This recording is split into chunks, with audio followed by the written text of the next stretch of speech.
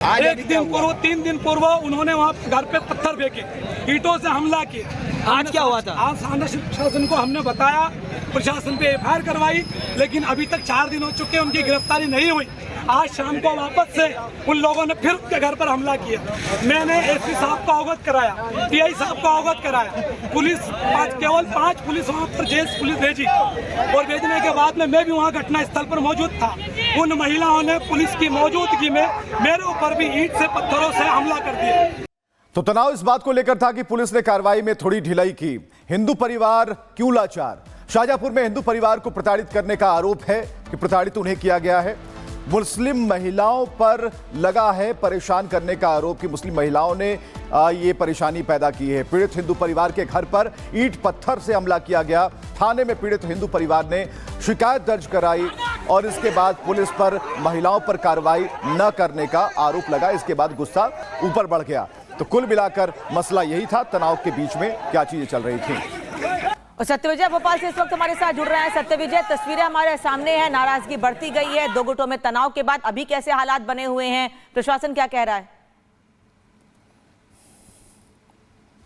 यह बिल्कुल देखिए, मध्य प्रदेश के शाहजहांपुर में कल देर शाम जमकर हंगामा हुआ। हिंदूवादी संगठन सड़कों पर उतरे और काफी नारेबाजी हुई, चक्का जाम हुआ। हिंदूवादी संगठनों का साफ तौर पर यह कहना था कि पुलिस प्रशासन जो है पीड़िता की सुनवाई नहीं कर रहा है, क्योंकि एक पीड़ित हिंदू परिवार ने समुदाय विशेष पर उन्हें परेशान करने के आरोप लगाए थे। इस मामले की शुरुआत 3 से 4 दिन पहले हुई थी, जब उस पीड़ित परिवार ने इसकी शिकायत भी की थी कि उसको परेशान किया जाता है, उसके घर पर पथराव किया जाता है, क्योंकि उस मोहल्ले में ज्यादा आबादी मुस्लिमों की है। और इसकी शिकायत तो पुलिस ने सुन ली थी, लेकिन उस पर कोई एक्शन नहीं लिया था। इसके विरोध में कल हिंदूवादी संगठन सड़कों पर उतरे, जहां पर हंगामा हुआ। इस दौरान समुदाय विशेष के लोगों ने इनके वीडियो बनाने की कोशिश की, जिसके बाद वहां पर मारपीट जैसे हालात बन गए। हालांकि अब स्थिति वहां पर सामान्य है, शांति है, क्योंकि कल का विरोध प्रदर्शन और लोगों का आक्रोश देखते हुए पुलिस ने तुरंत ही एफआईआर दर्ज की है और 5 से 6 नामजद आरोपियों को हिरासत में भी ले लिया है। पुलिस का यह कहना है कि आगे भी इस मामले से जुड़ा जो भी पहलू होगा उसको इन्वेस्टिगेट किया जाएगा। लेकिन कल देर शाम करीब 1 से 1.5 घंटे शाहजहांपुर की सड़कों पर जमकर हंगामा हुआ। हिंदूवादी संगठनों ने पुलिस प्रशासन के खिलाफ भी नारेबाजी की। उनका कहना था कि जब पीड़िता की सुनवाई नहीं होने पर हिंदूवादी संगठन उसके घर पहुंचे तो उनके ऊपर भी पथराव हुआ, ऐसा आरोप लगाया है।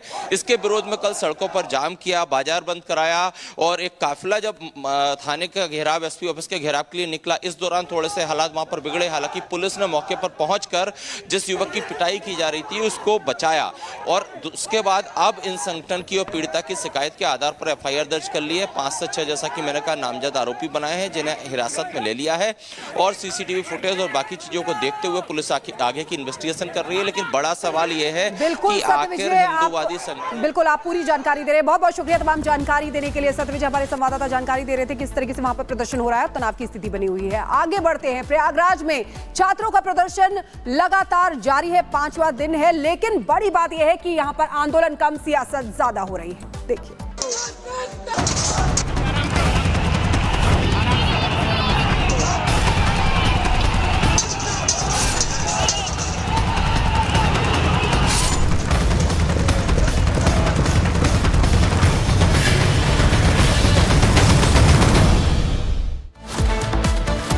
आंदोलन कम, सियासत जारी है और 5 दिन हो गए जब छात्र प्रदर्शन कर रहे हैं। यूपीपीएससी के दफ्तर के बाहर छात्र डटे हुए हैं और कुल मिलाकर जो आंदोलन का जो मूड है वो कहीं से भी कम होता नहीं दिख रहा।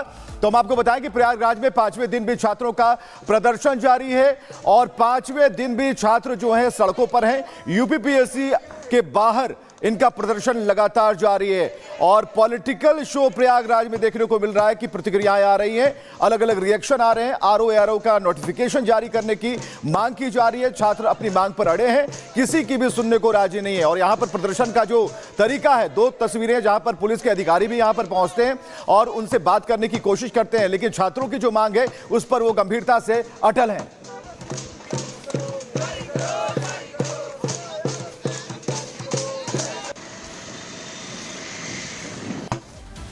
तो प्रयागराज में छात्रों का प्रदर्शन लगातार जारी है और अपनी नाराजगी जाहिर कर रहे हैं छात्र, लेकिन इस बीच ये बार बार ये कहा जा रहा है कि ये वो लोग हैं जो सियासत करना चाहते हैं। समाजवादी पार्टी के लोग इन लोगों को उकसा रहे हैं और प्रयागराज का माहौल खराब करने के लिए इनको भेजा गया है, क्योंकि अब अधिकारी छात्रों की डिमांड पर विचार कर रहे हैं और काफी हद तक उस पर सफलता भी मिल गई है, लेकिन उसके बाद भी सियासत की जा रही है और छात्रों को भड़काया जा रहा है। रिपोर्ट देखिए।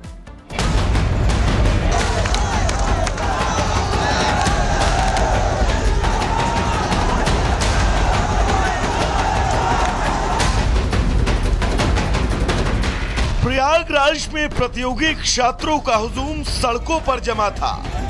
लोगों के हाथों में बैनर पोस्टर थे।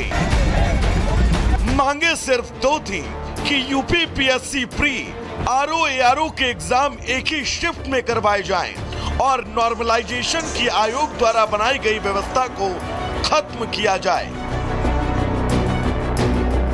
तीसरे दिन के इस प्रदर्शन में एक तस्वीर ऐसी भी आई जब छात्रों को पुलिस प्रशासन द्वारा लगाई गई बैरिकेड्स को तोड़कर आगे बढ़ना पड़ा। प्रदर्शन करने वाले छात्रों का आरोप था कि कुछ छात्रों को पुलिस ने जबरन उठाया और हिरासत में लेकर चली गई। पीसीएस के निर्णय को सही, लेकिन आरओ के निर्णय को भी इनको देना चाहिए और एक डेट देनी चाहिए कब एग्जाम कराएं, क्योंकि प्रतियोगी सिर्फ आरओ तैयारी कर रहा है, उसके ऊपर क्या बीतेगी। पीसीएस के मान लीजिए रेगुलर वैकेंसीज आती हैं, तमाम प्रश्न अभी खड़े हो जाएंगे। कमेटी किस लिए बना रहे हैं, इसकी रिपोर्ट कब तक आएगी, परीक्षा का कब तक क्या होगा, इसका कोई क्लियरेंस नहीं है। ये तो ऐसा ही प्रतीत हो रहा है जैसे छात्रों को केवल बरगला दिया गया है कि हाँ ठीक है। पीसीएस का मामला तो क्लियर हो गया है, लेकिन आरओ रोक हम लोग लगे हैं और जो 4 दिन से हमारे भाई यहाँ धरने पे बैठे थे उनके लिए आधी खुशी की बात है।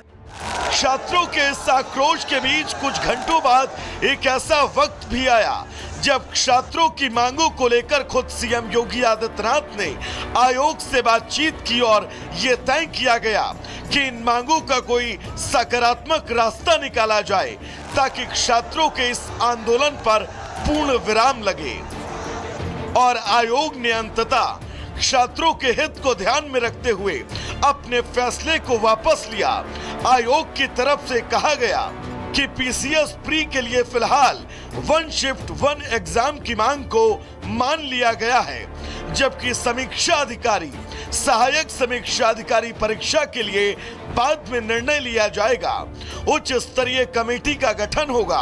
समीक्षा अधिकारी सहायक समीक्षा अधिकारी परीक्षा के संबंध में कमेटी ही अगला निर्णय लेगी। इस फैसले के बाद प्रदर्शन कर रहे छात्रों ने राहत की सांस ली और छात्रों ने एक दूसरे को मिठाइयां खिलाना शुरू कर दिया, लेकिन कुछ छात्र अभी भी वहीं डटे हैं। उनका कहना है कि आरओ एआरओ परीक्षा को लेकर भी वो तुरंत फैसला चाहते हैं, जबकि उस फैसले के लिए विशेष कमेटी का गठन किया गया है। तो वहीं इन सब के बाद भी प्रदर्शन का न खत्म होना, जिसे लेकर अब सियासत भी शुरू हो चुकी है। सपा सांसद डिंपल यादव ने कहा कि सरकार ऐसे गलत सलत फैसले लेती रहती है और दबाव पड़ने पर वापस ले लेती है। और लगातार सरकार इस तरह के निर्णय लेती रहती है गलत सलत, और फिर दबाव में आकर उनको वापस लेती है। पर ये अच्छी बात है कि यूपी सरकार ने अपना ये गलत निर्णय को वापस लिया। तो वहीं सपा की तरफ से पलटवार के बीच डिप्टी सीएम केशव प्रसाद मौर्य ने ट्वीट करते हुए सपा पर निशाना साधा और कहा कि प्रयागराज में आंदोलनरत प्रतियोगी छात्रों की मांग मान ली गई है और सरकार ने एक शिफ्ट में परीक्षा कराने का बड़ा फैसला लिया है। लेकिन अखिलेश यादव और उनके समर्थक जो छात्रों की आवाज बनने का ढोंग कर रहे थे, अब उनकी असलियत सामने आ गई है। और सीधे राघवेंद्र के पास चलेंगे, हमारे साथ प्रयागराज से जुड़े हुए। राघवेंद्र, 5वां दिन है आंदोलन का, छात्र वहां पर बैठे हुए हैं, उनका क्या कहना है? लेकिन अब ऐसा लग रहा है कि आंदोलन से ज्यादा इसमें सियासत हो रही है। देखिए, अब यहाँ पर कुछ छात्र बैठे हुए हैं, अभी भी ये धरने पर बैठे हुए हैं, आयोग के सामने ही बैठे हैं। उत्तर प्रदेश लोक सेवा आयोग का देखिए ये द्वार नंबर 2 है, ये गेट नंबर 2 पर, और भारी पुलिस फोर्स भी तैयार है और सुरक्षा के बीच में ये बच्चे